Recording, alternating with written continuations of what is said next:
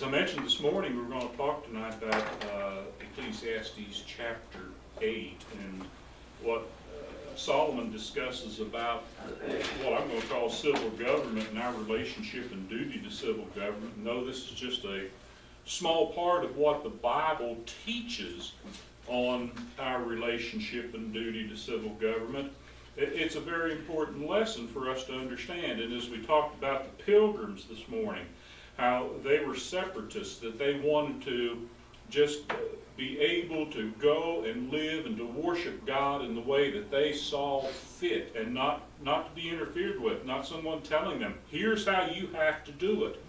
You know, we don't want people to tell us how we have to worship God. You get to that, and then you'll get people in extreme camps, right? You'll get the ones, oh, you can only be with this one, there's only one religion, you got to be with that. And then the other, well, there's nothing matters, you know, just there is no God. So man has a tendency to be wrong about religion. God's the only one who's right. So we got to find God's answer. And it's not one of the greatest ways of controlling people politically is to rule over them religiously, to get them to believe that someone or some group of people within their government has the right answers religiously, and that they're the chosen ones. They're the ones going to heaven, so to speak. You know, everybody else is wrong. So we can only be right if we're doing what God says. Can only be right if we're in a right relationship with God.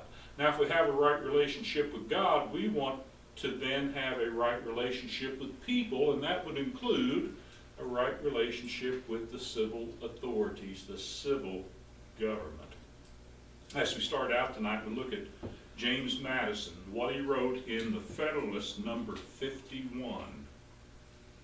If men were angels, no government would be necessary. If angels were to govern men, neither external nor internal controls on government would be necessary. Now, what I believe he's talking about here, if angels were to govern men, he's talking about the good angels. He's not talking about the bad angels, the demons, because they seem to be the ones ruling.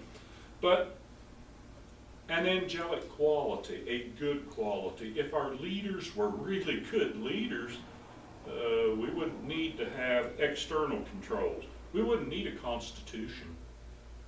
Okay? But because men are not angels, because human beings are not good people, they're fallen people, we need a constitution. We need something that says, here's how we're going to govern ourselves.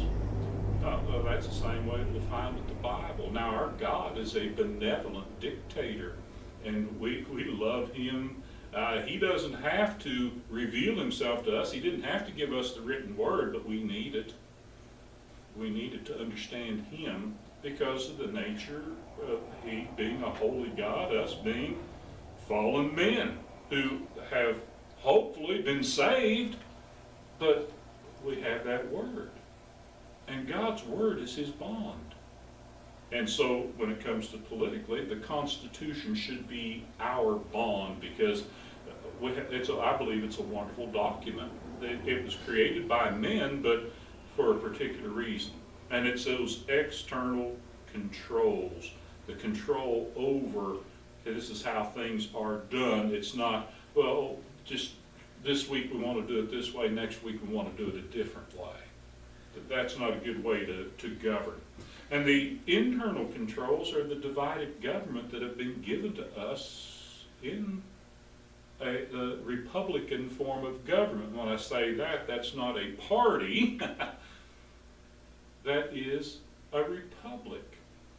Ben Franklin was asked after the Continental Congress, I believe it was, that when they finished the Constitution, they said, have you given us a democracy? And he says, no, we've given you a republic if you can hold on to it, if you can keep it. Because it's very hard. We've seen the last few elections how difficult it is to maintain the idea, the concept of a republic, to have that divided government where power is so broken up that no one person really should gain control. Now, just a side note, that's what upsets me so much about Congress, that they have rolled over and played dead to the what's called now the administration. It used to be called the executive, because they would execute the laws that the Congress made. But you know, with the progressive movement, it came about that they're now an administration and just growing like a gargantuan leviathan. There's a couple of terms from way back at the time of the Founding Fathers, books that were written. So the United States was established as a republic in order to restrict and restrain the evil inherent in the two extreme government systems. Those two being dictatorship, one-man rule, and democracy, mob rule. Because that's what it ends up being. A democracy is fine. How many democracies have ever survived for very long? Even the Greek city-states found their demise in their political system because it was so easy for evil people to gain control of those systems. So that's why the Founding Fathers, as they relied on biblical teaching to structure, this is how we need to do it, came up and have given us a government that, when it works properly, promotes freedom, peace, and prosperity. Things I think that the Bible talks about constantly. So, yeah, it was an experiment then, and we see why it's still, to a large degree, an experiment. So there it is. That's what we have. We don't have a dictatorship of a king. We don't have mob rule, and whichever mob is in power, just do what they say. We have men and women. We have people who have divided power, and their fallen nature will kind of go at each other, strive with each other for power, but in that you have a biblical ascribed check on each one of those powers in this limited government. Now listen to what Solomon says, Ecclesiastes 8:1. Who is like the wise? And who knows the interpretation of a thing? A man's wisdom makes his face shine, and the hardness of his face is changed. Or what's that hardness of his face? I believe that's the holding to the extremes, or even holding to an evil and saying, you know, it's my way or no way. It's, you know, you just got to do it. And fundamentalism, whether it's in religion or in politics or whatever, basically is saying you've got to live like I believe. And if you don't, you're going to be in trouble. So a wise person knows there are things that we cannot escape and there are things that we cannot change. And these are the vanities of life under the sun, right? Or at least it adds to the vanity of life under the sun. There's not much we can do about it, but we've got to know about it. We've got to understand about it and appreciate, I think, what we have as being something that has come from God, maybe not directly, but indirectly through faith of men who understood there had to be a better way. The Bible teaches us about our relationship and duty to civil government, and Solomon gives us some sage advice for God's children to live peaceably in a fallen world. Peaceably in a fallen world. Well, what do we need to do? We have to submit to civil authorities, don't we? Why? Because God has ordained them. God says we need civil government. It's not within man to direct his own footsteps. So as man, in the fallen state needs somebody to tell him what to do. And we don't always rely upon God, so we need governments for justice, if nothing else. To promote what is right, to promote what is good, to protect the weak. If that gets out of kilter, then we don't have peace. We have chaos, and we have hurtful things going on. Ecclesiastes chapter 8, verses 2 and 3, Solomon says, I say, keep the king's command because of God's oath to him. Hey, that's even bad rulers. Even bad rulers. As in the point of civil government, there's somewhat of an ordination by God. And maybe that's to say, look, if you don't have bad rulers every now and then, you'd never appreciate a good ruler. If you didn't have bad rulers here on this earth, how in the world could you ever understand God? Who is, yes, he's a dictator, but he's a benevolent dictator, a merciful, graceful God who rules completely over us. Verse 3, be not hasty to go from his presence. In other words, don't necessarily, don't just run from the king. Do not take your stand in an evil cause. Hey, talk to him, express your disapproval or question his commands or whatever if necessary, for he does whatever he pleases. What does that mean? Well, you may question him, but you may lose your life in the questioning of him. All right? So be careful how you do it. Be careful how you approach the government. Don't take an anti-government stance, because that's anarchy. Now, that's what a large group of people are doing in the United States today. They're marching in the streets. They're anarchists. They want to do away with government. Could you imagine? Wow. Then things would be totally out of control. Like in Israel, there was no king in Israel. Everyone did what was right in their own sight. Well, that's okay if men are angels. Because men are not angels. Men are not necessarily good. It creates a bad situation.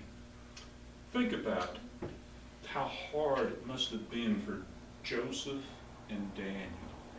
In the situations that they were in the Bible, how Joseph was sold by his brothers into slavery.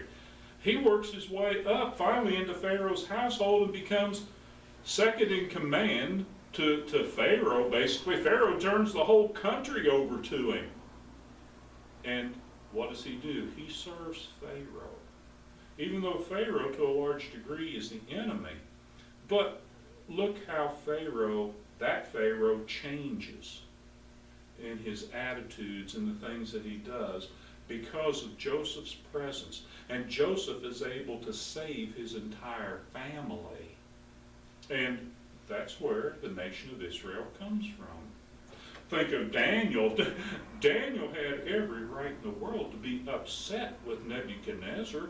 Nebuchadnezzar destroyed Jerusalem, carried him away in captivity, and remember the other 3 young men that were with him.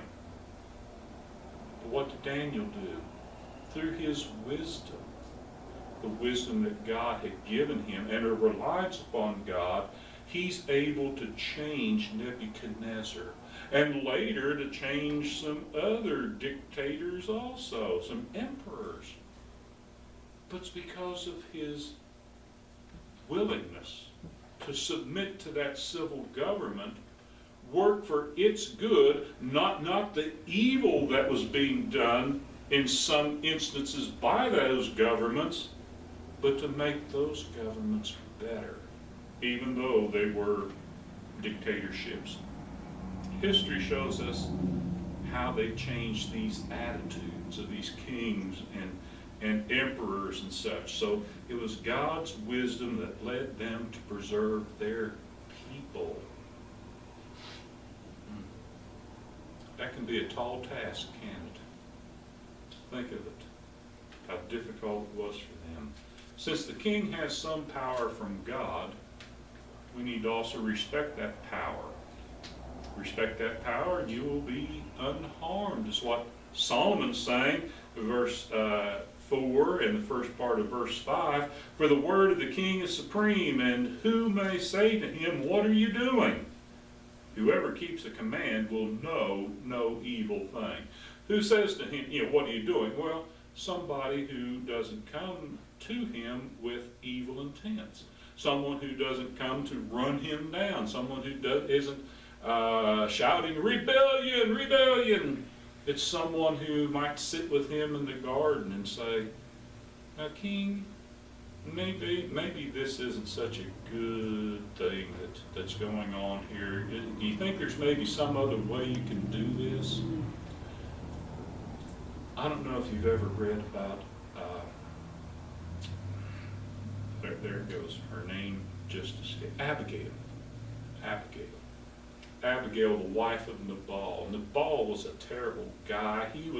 He treated David terribly, and David's men, and she knew that he was wrong, and she did some things behind his back to help David. Now David appreciated it. David was going to go kill Nabal. And she changes his mind by asking him questions like, now David, is that how a king would act? Is that how a good man would proceed with this? His name means donkey, and that surely is what he is, but it's far beneath you to just go and to kill him, David. And he changes his mind about what he's going to do. But whoever keeps a command will know no evil. If you do what the king says, he'll probably let you live. Now, we understand that we have to follow the civil law to the point where it digresses or would put us in violation of God's law. Then we have a higher obligation to God, and we have to say to the government, well, you just have to do whatever you're going to do. Punish me or kill me, whatever. We'll obey God rather than obey men. But up to that point, see, we need to do it. Why? Because it promotes peace. Peace, when we approach it in a peaceful way. We don't have to stand up and be really hard line on things and destructive, but seeking peace. We are to pursue peace as far as peace is possible, according to Romans 4:19, 2 Timothy chapter 2 and verse 22, 1 Peter 3 verses 8 through 15. Seek peace. Pursue after it. Why? Because that's what we're supposed to do as God's children. Try to live peaceably with all men, as much as it is in us possible to be at peace with all men. And sometimes you can try to be peaceable, but others won't let you have peace. They just won't do it. They see you being peaceable, and they take the meekness that God says we need to have for weakness, and say, well, I can do anything to them they want to, and they won't bother. Well, sometimes we have to do another thing that the Apostle Paul says, and that's act like men. Act like men. Stand up for what is right. But there's a way to stand up for what is right and not be evil in doing it. A wise man will understand that judgment will come in its own time. So don't resort to wickedness there. That is, don't do evil to bring about good. Can you imagine that? Hey, let's do evil so that we can bring about some good. I hear people talking about that all the time. I heard a young man say, if I thought I could get away with it, I'd go down and I'd sneak across the Rio Grande and I'd go over there and I'd burn down some of these gang lords' places and their drug labs, and I'd just listen to their families burn up in there, and I'd laugh about it, and I'd come back and, because that'd be a good thing. You can't promote good by doing evil. There's a way of taking care of it. Go there. You don't want to get involved in that evil. Because it's not going to take away the wickedness, it's going to make us wicked if we do such things. So judgment comes in its own time. Don't resort to wickedness like in rebellion against the civil government to alleviate a misery. Try all means. And that's what I talked about this morning, the colonies for a long time tried to get the king and the parliament to ease up a little bit, hey, be peaceable. And every effort was met with more pressure, more taxes, restricted liberties. Rebellion was the last thing most of them wanted, but they were forced to do it when England attacked. Ecclesiastes 8, second part of verse 5 down through verse 9. And the wise heart will know the proper time and the just way. For there's a time and a way for everything, although man's trouble lies heavy on him. Yeah, sometimes it becomes unbearable, right? It may become unbearable, but there's a proper time and a proper way of doing things. For he does not know what is to be, for who can tell him how it will be? No man has the power to retain the spirit or power over the day of death. There is no discharge from war, nor will wickedness deliver those who are given to it. All this I observe while I apply my heart to all that is done under the sun, when man had power over man to his hurt. Now, that seems like, the king has power to hurt people. That's not what Solomon's really talking about here. What Solomon is talking about here is that a king who does such things, he's hurting people, he's hurting himself. And he doesn't realize that in doing his evil, he's hurting himself. Now compare this to what Solomon is saying to the counsel given unto Christians, Romans chapter 13, verses 1 through 7, 1 Peter chapter 2, verses 11 through 17. Those things tell us about our relationship, our duty towards civil government. But think about that with the hurt that is done. An evil person, an evil dictator, hurts himself. How many years ago was it that Iraq fell? Okay? And Saddam Hussein had to go off into hiding.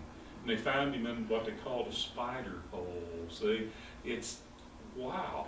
Someone who was so boisterous, someone who was so evil. And look what happened, and they finally hung him. All right? Think about those things. Know that rulers will be wicked. Just know it.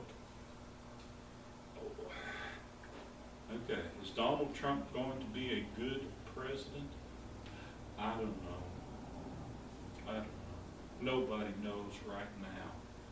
But just expect that there'll be some wickedness somewhere along the line. Why? Because he's a fallen human being, right? Living in a fallen world, ruling a nation that is a part of that fallen world. But think about someone who just died. Fidel Castro. How did he come to power? By fighting the evil dictator who was there before him. And that was the thing. Batista's an evil dictator. He's doing what the United States wants to do. They're treating us like slaves, blah, blah, blah. And he goes out and he fights and he kills and he gets rid of them. And so he becomes a dictator who's even worse. We might say that Batista killed his thousands, but Castro killed his millions. Buddy Che Guevara, that his name? Responsible for millions of dead people. Right? Even the world's wisest people rule in a way to bring their own destruction. How happy was he in his lifetime? How happy was he in his rule? How happy could he have been being a puppet to the Soviet Union, what Ronald Reagan called the evil empire? How happy could he have been? Say, without them, he couldn't have survived. Without them, his nation couldn't have survived. And now that the Soviet Union is gone, they haven't had anything for what, about the last 20 years? The people have lived in extreme poverty. They couldn't wait to get out of there. So now that he's dead, you know, the guy that had pictures and monuments all through the country for him, you know, what he was doing. What are they doing? They're dancing in the streets in many places. He's dead. And that's what will be remembered. He was an evil, evil man, like Saddam Hussein, and like so many others. Ecclesiastes 8:9. All this I observed while applying my heart to all that is done under the sun, when man had power over man to his hurt. He had so much power as a dictator that he went so far as to hurt himself. Because if he had been a good man, even a benevolent dictator, which is almost impossible in human beings, he could have found praise. But he'll go down in history. Well, I'll get to that in a moment. It is dangerous to engender hatred in multitudes living under the sun. Well, why is that? Because if you make people hate you, they'll want to kill you. That's the next step, isn't it? And these dictators are hated. The only thing that keeps the people in line is fear. The need for protectors, then, creates a class of evil enforcers worse than the dictator. Who was worse, Hitler or the Gestapo? Many say the Gestapo did much more evil, supporting Hitler and protecting Hitler. Which was more evil, Saddam Hussein or the Republican Guard that he had? Look at Russia, the Soviet Union, and the KGB. Look at China. History has a way of judging wicked rulers after they've passed, because for fear, many people don't say much while they're alive. Ecclesiastes 8:10. Then I saw the wicked buried. What wicked? Which wicked? Well, the wicked ruler, right? The wicked ruler, the dictator. He's died, he's buried. They used to go in and out of the holy place because back then religion was the key to holding power, right? But think of the holy places that, say, in the Soviet Union, Red Square. Who was it they had on display there? Stalin? See? That was a sacred place to them. Mao, see? Mao had all his pictures. They had places where Tiananmen Square, see? Where they'd have their parades and stuff to Mao because he was so great. Then I saw the wicked buried. They used to go in and out of the holy place and were praised in the city where they had done such things. This is also vanity. Why? Because they were praised out of fear. Mao was praised all those years out of fear. Shallow praise turns into condemnation when the next evil ruler takes command. What do? As soon as Mao's dead, his cultural revolution is out. Don't even talk about him anymore. He's gone right now. You got a new ruler. You got a new dictator. He gets all the credit. He gets all the power, all the glory. Why do they continue in their evil rule? If they see this in generation after generation after generation, why do they do it? Why are there more evil leaders who come on? And so this judgment is often delayed. It doesn't come immediately. It comes later. They get away with so much for so long. Eventually judgment comes, and sometimes it's not in this life. sometimes judgment will be at death. They'll know. But on the day of judgment. Ecclesiastes 8:11, because the sentence against an evil deed is not executed speedily, the heart of the children of man is fully set to do evil. Because we can get away with stuff, we go ahead and do it.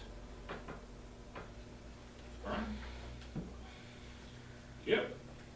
That's fallen man, right? Amen. We can get away with it, so we go ahead and do it.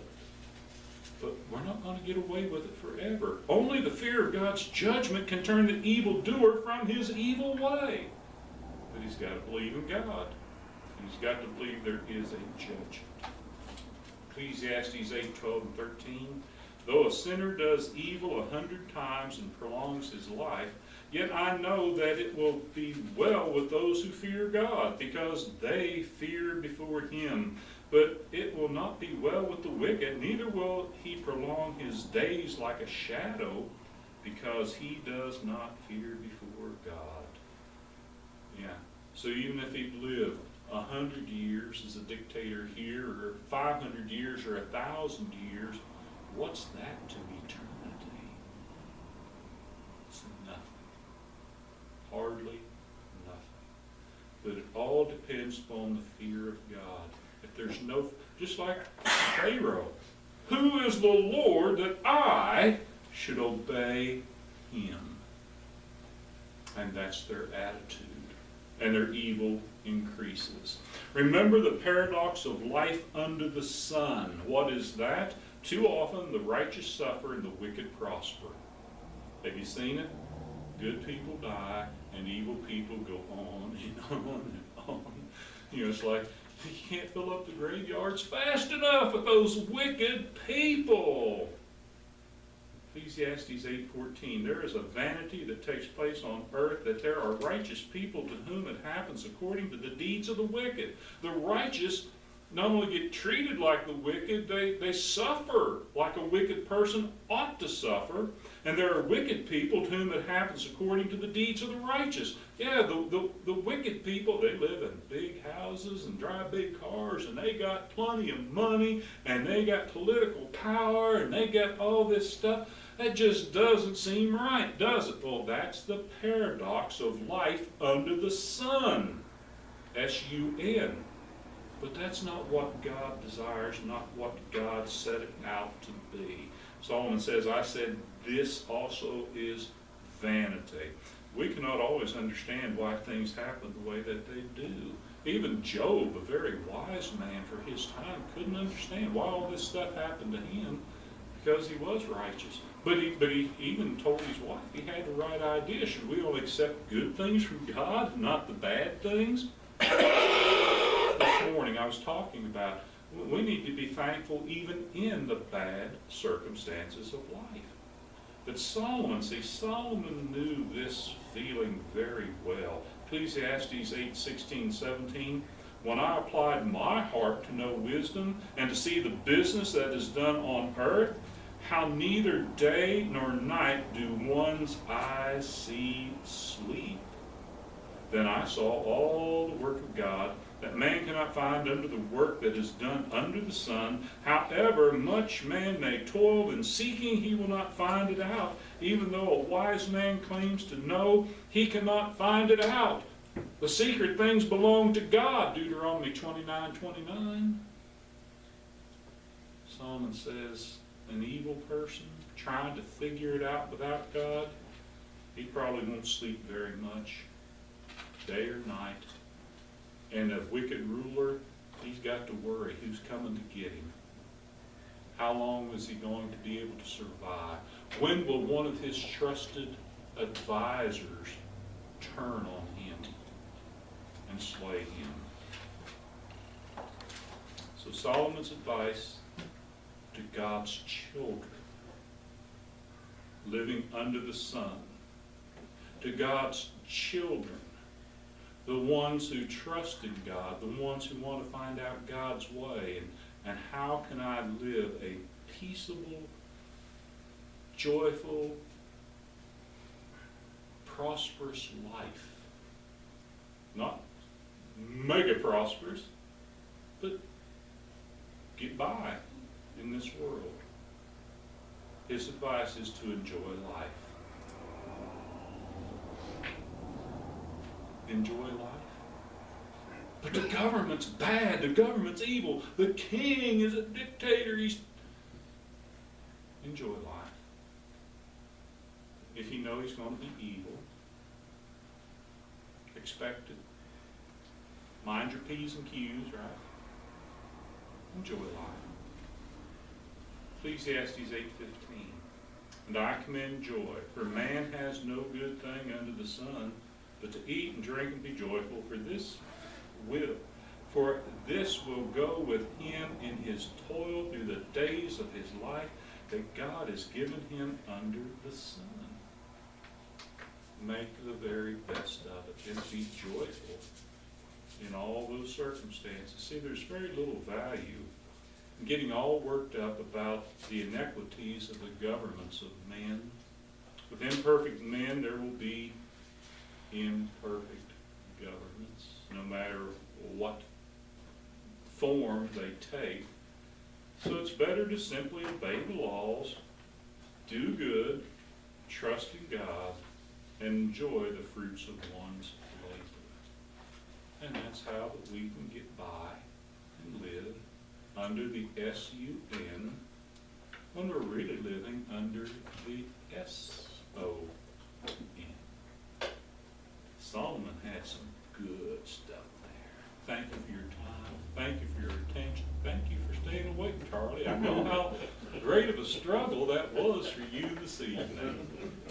If anyone has need, let their request be made known as we stand and sing the invitation song.